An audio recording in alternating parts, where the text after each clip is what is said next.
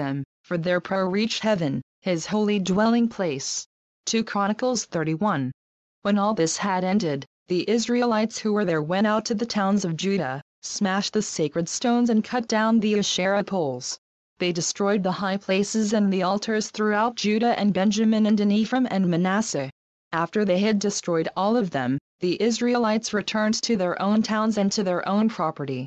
Hezekiah assigned the priests and Levites to divisions, each of them according to their duties as priests or Levites, to offer burnt offerings and fellowship offerings, to minister, to give thanks and to sing praises at the gates of the Lord's dwelling.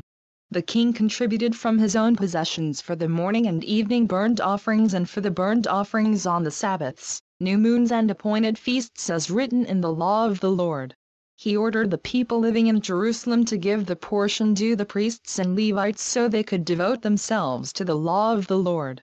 As soon as the order went out, the Israelites generously gave the first fruits of their grain, new wine, oil and honey and all that the fields produced. They brought a great amount, a tithe of everything.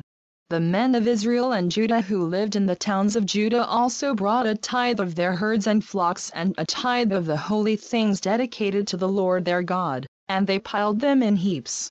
They began doing this in the 3rd month and finished in the 7th month. When Hezekiah and his officials came and saw the heaps, they praised the Lord and blessed his people Israel. Hezekiah asked the priests and Levites about the heaps. And Azariah the chief priest, from the family of Zadok, answered, "Since the people began to bring their contributions to the temple of the Lord, we have had enough to eat and plenty to spare, because the Lord has blessed his people, and this great amount is left over." Hezekiah gave orders to prepare storerooms in the temple of the Lord, and this was done. Then they faithfully brought in the contributions, tithes and dedicated gifts. Conaniah, a Levite, was in charge of these things, and his brother Shimei was next in rank. Jehiel, Azaziah, Nahath, Asahel, Jerimoth, Jezabad, Eliel, Ismachiah, Mahath and Benah were supervisors under Conaniah and Shimei his brother, by appointment of King Hezekiah, and Azariah the official in charge of the temple of God. Kor son of Imnah the Levite, keeper of the east gate, was in charge of the freewill offerings given to God, distributing the contributions made to the Lord and also the consecrated gifts. Eden, Miniamin, Jeshua, Shemaiah, Amariah and Shechaniah assisted him faithfully in the towns of the priests, distributing to their fellow priests according to their divisions, old and young alike. In addition, they distributed to the males 3 years old or more whose names were in the genealogical records, all who would enter the temple of the Lord to perform the daily duties of their various tasks, according to their responsibilities and their divisions. And they distributed to the priests enrolled by their families in the genealogical records and likewise to the Levites 20 years old or more, according to their responsibilities and their divisions. They included all the little ones, the wives, and the sons and daughters of the whole community listed in these genealogical records. For they were faithful in consecrating themselves. As for the priests, the descendants of Aaron, who lived on the farmlands around their towns or in any other towns, men were designated by name to distribute portions to every male among them and to all who were recorded in the genealogies of the Levites. This is what Hezekiah did throughout Judah, doing what was good and right and faithful before the Lord his God. In everything that he undertook in the service of God's temple and in obedience to the law and the commands, he sought his God and worked wholeheartedly. And so he prospered. 2 Chronicles 32. After all that Hezekiah had so faithfully done, Sennacherib king of Assyria came and invaded Judah. He laid siege to the fortified cities, thinking to conquer them for himself. When Hezekiah saw that Sennacherib had come and that he intended to make war on Jerusalem, he consulted with his officials and military staff about blocking off the water from the springs outside the city, and they helped him. A large force of men assembled, and they blocked all the springs and the stream that flowed through the land. "Why should the kings of Assyria come and find plenty of water?" they said. Then he worked hard repairing all the broken sections of the wall and building towers on it. He built another wall outside that one and reinforced the supporting terraces of the city of David. He also made large numbers of weapons and shields.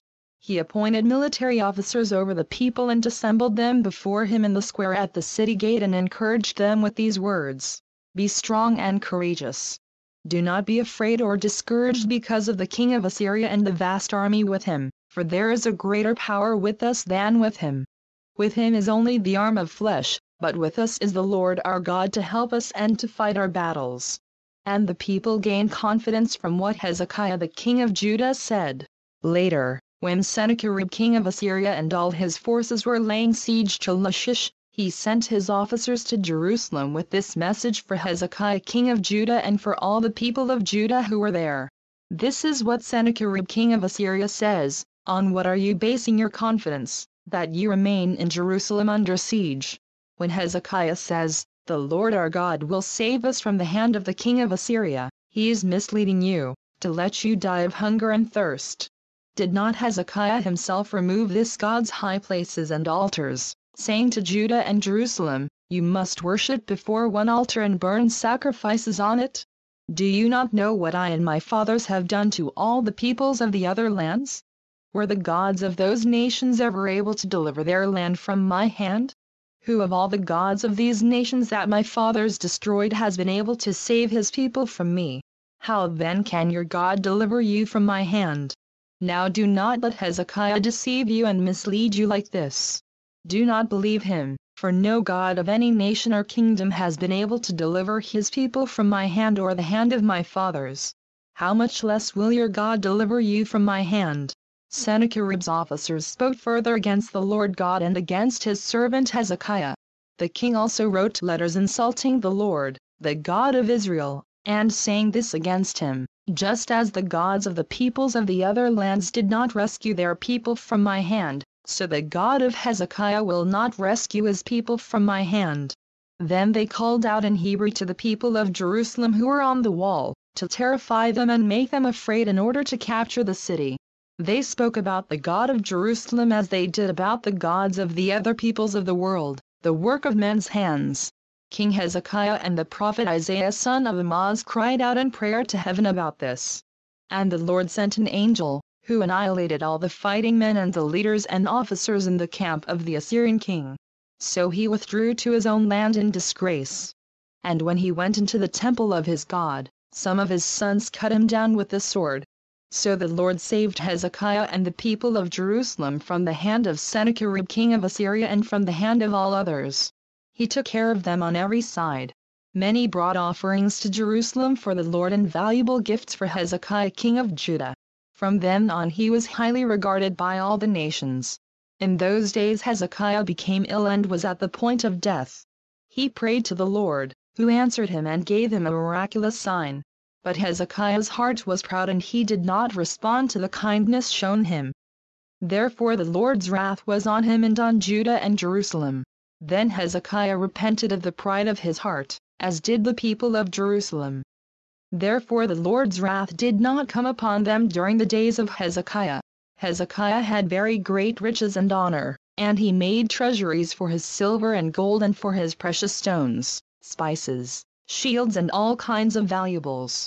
He also made buildings to store the harvest of grain, new wine and oil. And he made stalls for various kinds of cattle, and pens for their flocks. He built villages and acquired great numbers of flocks and herds, for God had given him very great riches. It was Hezekiah who blocked the upper outlet of the Gihon spring and channeled the water down to the west side of the city of David. He succeeded in everything he undertook. But when envoys were sent by the rulers of Babylon to ask him about the miraculous sign that had occurred in the land, God left him to test him and to know everything that was in his heart. The other events of Hezekiah's reign and his acts of devotion are written in the vision of the prophet Isaiah son of Amoz in the book of the kings of Judah and Israel. Hezekiah rested with his fathers and was buried on the hill where the tombs of David's descendants are. All Judah and the people of Jerusalem honored him when he died. And Manasseh his son succeeded him as king. 2 Chronicles 33. Manasseh was 12 years old when he became king, and he reigned in Jerusalem 55 years. He did evil in the eyes of the Lord, following the detestable practices of the nations the Lord had driven out before the Israelites. He rebuilt the high places his father Hezekiah had demolished. He also erected altars to the Baals and made Asherah poles. He bowed down to all the starry hosts and worshipped them. He built altars in the temple of the Lord, of which the Lord had said, "My name will remain in Jerusalem forever." In both courts of the temple of the Lord, he built altars to all the starry hosts. He sacrificed his sons in the fire in the valley of Ben Hinnom, practiced sorcery, divination and witchcraft, and consulted mediums and spiritists. He did much evil in the eyes of the Lord, provoking him to anger. He took the carved image he had made and put it in God's temple, of which God had said to David and to his son Solomon, "In this temple and in Jerusalem, which I have chosen out of all the tribes of Israel, I will put my name forever. I will not again make the feet of the Israelites leave the land I assigned to your forefathers, if only they will be careful to do everything I commanded them concerning all the laws, decrees and ordinances given through Moses." But Manasseh led Judah and the people of Jerusalem astray, so that they did more evil than the nations the Lord had destroyed before the Israelites. The Lord spoke to Manasseh and his people, but they paid no attention. So the Lord brought against them the army commanders of the king of Assyria, who took Manasseh prisoner, put a hook in his nose, bound him with bronze shackles and took him to Babylon. In his distress he sought the favor of the Lord his God and humbled himself greatly before the God of his fathers. And when he prayed to him, the Lord was moved by his entreaty and listened to his plea. So he brought him back to Jerusalem and to his kingdom. Then Manasseh knew that the Lord is God. Afterward he rebuilt the outer wall of the city of David, west of the Gihon spring in the valley, as far as the entrance of the fish gate and encircling the hill of Ophel. He also made it much higher. He stationed military commanders in all the fortified cities in Judah. He got rid of the foreign gods and removed the image from the temple of the Lord, as well as all the altars he had built on the temple hill and in Jerusalem. And he threw them out of the city. Then he restored the altar of the Lord and sacrificed fellowship offerings and thank offerings on it, and told Judah to serve the Lord, the God of Israel. The people, however, continued to sacrifice at the high places, but only to the Lord their God. The other events of Manasseh's reign, including his prayer to his God and the words the seers spoke to him in the name of the Lord, the God of Israel, are written in the annals of the kings of Israel. His prayer and how God was moved by his entreaty, as well as all his sins and unfaithfulness, and the sites where he built high places and set up Asherah poles and idols before he humbled himself, all are written in the records of the seers. Manasseh rested with his fathers and was buried in his palace. And Amon his son succeeded him as king. Amon was 22 years old when he became king, and he reigned in Jerusalem 2 years. He did evil in the eyes of the Lord, as his father Manasseh had done. Amon worshipped and offered sacrifices to all the idols Manasseh had made. But unlike his father Manasseh, he did not humble himself before the Lord. Amon increased his guilt. Amon's officials conspired against him and assassinated him in his palace. Then the people of the land killed all who had plotted against King Amon, and they made Josiah his son king in his place. 2 Chronicles 34. Josiah was 8 years old when he became king, and he reigned in Jerusalem 31 years. He did what was right in the eyes of the Lord and walked in the ways of his father David, not turning aside to the right or to the left. In the 8th year of his reign, while he was still young, he began to seek the God of his father David. In his 12th year he began to purge Judah and Jerusalem of high places, Asherah poles, carved idols and cast images. Under his direction the altars of the Baals were torn down. He cut to pieces the incense altars that were above them, and smashed the Asherah poles, the idols and the images. These he broke to pieces and scattered over the graves of those who had sacrificed to them. He burned the bones of the priests on their altars, and so he purged Judah and Jerusalem. In the towns of Manasseh, Ephraim and Simeon, as far as Naphtali, and in the ruins around them, he tore down the altars and the Asherah poles and crushed the idols to powder and cut to pieces all the incense altars throughout Israel. Then he went back to Jerusalem. In the 18th year of Josiah's reign, to purify the land and the temple, he sent Shaphan son of Azaliah and Massa the ruler of the city, with Joah son of Joaz, the recorder, to repair the temple of the Lord his God. They went to Hilkiah the high priest and gave him the money that had been brought into the temple of God, which the Levites who were the doorkeepers had collected from the people of Manasseh, Ephraim and the entire remnant of Israel and from all the people of Judah and Benjamin and the inhabitants of Jerusalem. Then they entrusted it to the men appointed to supervise the work on the Lord's temple. These men paid the workers who repaired and restored the temple. They also gave money to the carpenters and builders to purchase dressed stone, and timber for joists and beams for the buildings that the kings of Judah had allowed to fall into ruin. The men did the work faithfully. Over them to direct them were Jahath and Obadiah, Levites descended from Merari, and Zechariah and Meshullam, descended from Kohath. The Levites, all who were skilled in playing musical instruments, had charge of the laborers and supervised all the workers from job to job. Some of the Levites were secretaries, scribes and doorkeepers.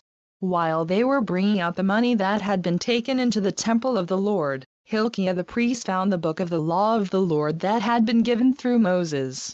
Hilkiah said to Shaphan the secretary, "I have found the book of the law in the temple of the Lord." He gave it to Shaphan. Then Shaphan took the book to the king and reported to him, "Your officials are doing everything that has been committed to them. They have paid out the money that was in the temple of the Lord and have entrusted it to the supervisors and workers." Then Shaphan the secretary informed the king, "Hilkiah the priest has given me a book." And Shaphan read from it in the presence of the king. When the king heard the words of the law, he tore his robes. He gave these orders to Hilkiah, Ahikam son of Shaphan, Abdon son of Micah, Shaphan the secretary and Isaiah the king's attendant. "Go and inquire of the Lord for me and for the remnant in Israel and Judah about what is written in this book that has been found. Great is the Lord's anger that is poured out on us because our fathers have not kept the word of the Lord. They have not acted in accordance with all that is written in this book." Hilkiah and those the king had sent with him went to speak to the prophetess Huldah, who was the wife of Shallum son of Tokath, the son of Hasrah, keeper of the wardrobe. She lived in Jerusalem, in the 2nd district. She said to them, "This is what the Lord, the God of Israel, says, tell the man who sent you to me. This is what the Lord says, I am going to bring disaster on this place and its people, all the curses written in the book that has been read in the presence of the king of Judah. Because they have forsaken me and burned incense to other gods and provoked me to anger by all that their hands have made, my anger will be poured out on this place and will not be quenched. Tell the king of Judah, who sent you to inquire of the Lord, this is what the Lord, the God of Israel, says concerning the words you heard. Because your heart was responsive and you humbled yourself before God when you heard what he spoke against this place and its people, and because you humbled yourself before me and tore your robes and wept in my presence, I have heard you, declares the Lord. Now I will gather you to your fathers, and you will be buried in peace. Your eyes will not see all the disaster I am going to bring on this place and on those who live here." So they took her answer back to the king. Then the king called together all the elders of Judah and Jerusalem. He went up to the temple of the Lord with the men of Judah, the people of Jerusalem, the priests and the Levites, all the people from the least to the greatest. He read in their hearing all the words of the book of the covenant, which had been found in the temple of the Lord. The king stood by his pillar and renewed the covenant in the presence of the Lord, to follow the Lord and keep his commands, regulations and decrees with all his heart and all his soul, and to obey the words of the covenant written in this book. Then he had everyone in Jerusalem and Benjamin pledge themselves to it. The people of Jerusalem did this in accordance with the covenant of God, the God of their fathers. Josiah removed all the detestable idols from all the territory belonging to the Israelites, and he had all who were present in Israel serve the Lord their God. As long as he lived, they did not fail to follow the Lord, the God of their fathers. 2 Chronicles 35. Josiah celebrated the Passover to the Lord in Jerusalem, and the Passover lamb was slaughtered on the 14th day of the first month. He appointed the priests to their duties and encouraged them in the service of the Lord's temple. He said to the Levites, who instructed all Israel and who had been consecrated to the Lord, "Put the sacred ark in the temple that Solomon son of David king of Israel built. It is not to be carried about on your shoulders. Now serve the Lord your God and his people Israel. Prepare yourselves by families in your divisions, according to the directions written by David king of Israel and by his son Solomon. Stand in the holy place with a group of Levites for each subdivision of the families of your fellow countrymen, the lay people. Slaughter the Passover lambs, consecrate yourselves and prepare the lambs for your fellow countrymen, doing what the Lord commanded through Moses. Josiah provided for all the lay people who were there a total of 30,000 sheep and goats for the Passover offerings, and also 3,000 cattle, all from the king's own possessions. His officials also contributed voluntarily to the people, and the priests and Levites, Hilkiah, Zechariah and Jehiel, the administrators of God's temple, gave the priests 2,600 Passover offerings and 300 cattle. Also Conaniah along with Shemaiah and Nethanel, his brothers, and Hashabiah, Jael and Jezabad, the leaders of the Levites, provided 5,000 Passover offerings and 500 head of cattle for the Levites. The service was arranged and the priests stood in their places with the Levites in their divisions as the king had ordered. The Passover lambs were slaughtered, and the priests sprinkled the blood handed to them, while the Levites skinned the animals. They set aside the burnt offerings to give them to the subdivisions of the families of the people to offer to the Lord, as is written in the book of Moses. They did the same with the cattle.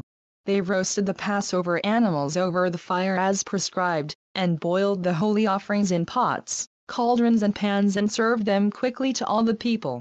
After this, they made preparations for themselves and for the priests, because the priests, the descendants of Aaron, were sacrificing the burnt offerings and the fat portions until nightfall. So the Levites made preparations for themselves and for the Aaronic priests. The musicians, the descendants of Asaph, were in the places prescribed by David, Asaph, Heman and Jeduthun the king's seer. The gatekeepers at each gate did not need to leave their posts, because their fellow Levites made the preparations for them. So at that time the entire service of the Lord was carried out for the celebration of the Passover and the offering of burnt offerings on the altar of the Lord, as King Josiah had ordered. The Israelites who were present celebrated the Passover at that time and observed the Feast of Unleavened Bread for 7 days. The Passover had not been observed like this in Israel since the days of the prophet Samuel. And none of the kings of Israel had ever celebrated such a Passover as did Josiah, with the priests, the Levites and all Judah and Israel who were there with the people of Jerusalem. This Passover was celebrated in the 18th year of Josiah's reign. After all this, when Josiah had set the temple in order, Necho king of Egypt went up to fight at Carchemish on the Euphrates, and Josiah marched out to meet him in battle. But Necho sent messengers to him, saying, "What quarrel is there between you and me, O king of Judah? It is not you I am attacking at this time, but the house with which I am at war. God has told me to hurry. So stop opposing God, who is with me, or he will destroy you." Josiah, however, would not turn away from him, but disguised himself to engage him in battle. He would not listen to what Necho had said at God's command but went to fight him on the plain of Megiddo. Archers shot King Josiah, and he told his officers, "Take me away. I am badly wounded." So they took him out of his chariot, put him in the other chariot he had and brought him to Jerusalem, where he died. He was buried in the tombs of his fathers, and all Judah and Jerusalem mourned for him. Jeremiah composed laments for Josiah, and to this day all the men and women singers commemorate Josiah in the laments. These became a tradition in Israel and are written in the laments. The other events of Josiah's reign and his acts of devotion, according to what is written in the law of the Lord.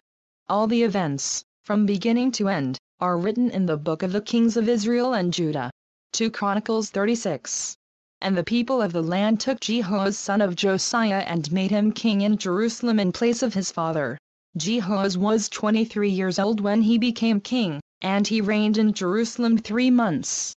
The king of Egypt dethroned him in Jerusalem and imposed on Judah a levy of 100 talents of silver and a talent of gold.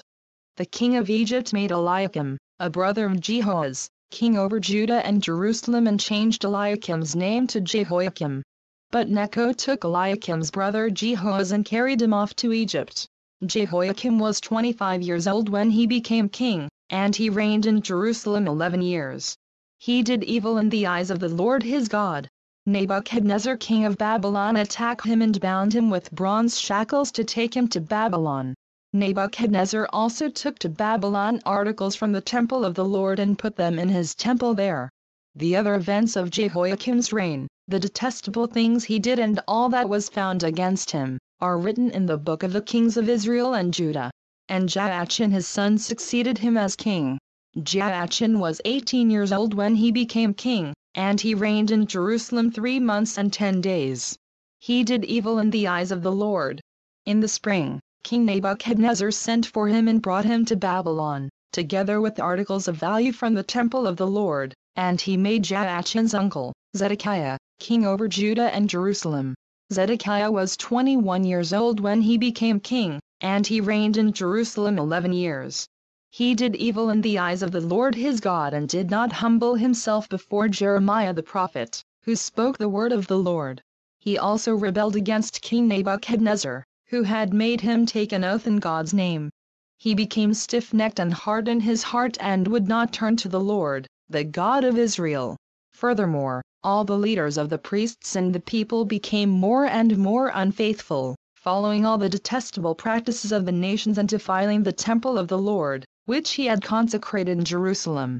The Lord, the God of their fathers, sent word to them through his messengers again and again, because he had pity on his people and on his dwelling place. But they mocked God's messengers, despised his words and scoffed at his prophets until the wrath of the Lord was aroused against his people and there was no remedy. He brought up against them the king of the Babylonians, who killed their young men with the sword in the sanctuary, and spared neither young man nor young woman, old man or aged. God handed all of them over to Nebuchadnezzar. He carried to Babylon all the articles from the temple of God, both large and small, and the treasures of the Lord's temple and the treasures of the king and his officials. They set fire to God's temple and broke down the wall of Jerusalem. They burned all the palaces and destroyed everything of value there. He carried into exile to Babylon the remnant, who escaped from the sword, and they became servants to him and his sons until the kingdom of Persia came to power. The land enjoyed its Sabbath rests. All the time of its desolation it rested, until the 70 years were completed in fulfillment of the word of the Lord spoken by Jeremiah. In the first year of Cyrus king of Persia, in order to fulfill the word of the Lord spoken by Jeremiah, the Lord moved the heart of Cyrus king of Persia to make a proclamation throughout his realm and to put it in writing. This is what Cyrus king of Persia says: "The Lord, the God of heaven, has given me all the kingdoms of the earth, and he has appointed me to build a temple for him at Jerusalem and Judah. Anyone of his people among you, may the Lord his God be with him, and let him go up,